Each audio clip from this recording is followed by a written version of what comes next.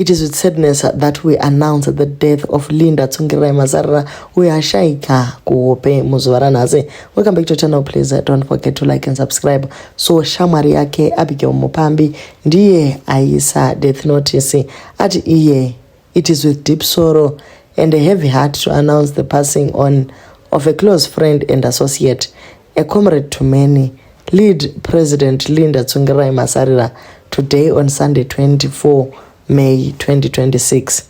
Mazarura has been battling poor health for some time, but recently appeared to be on the mend. I was with her on Friday and we spent several hours together at my office.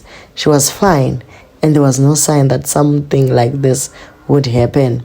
Mazarura was a leading advocate for the rights of women and children.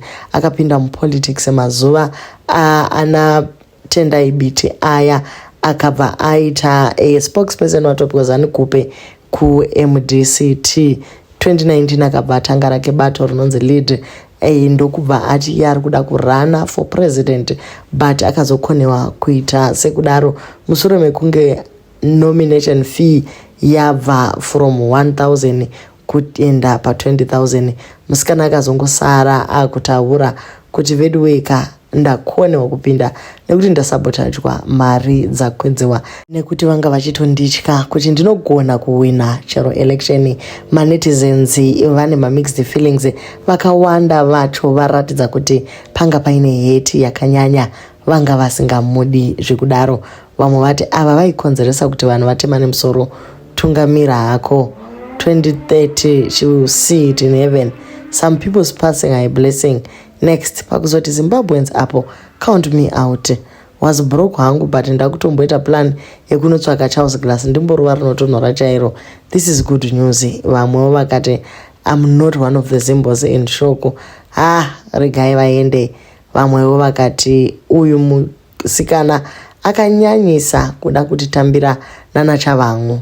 Isusu atisi kutombo rwadziwa nekushaika kwake nekuti ndivo vaiita kunge vasingafi.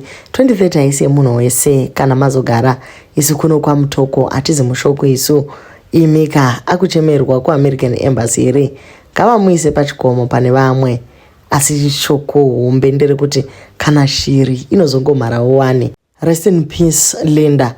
Your stance on the affairs in the current situation of Zimbabwe was a thorn to the citizens of this country. So ndo my general sentiments ari masteritsa vanhu havana kubatikana vari kuti ivo kana ari iye wokumboita hondo opposition achirambidza vamwe kuita interview ngaba yake. Tipei dzimwe news.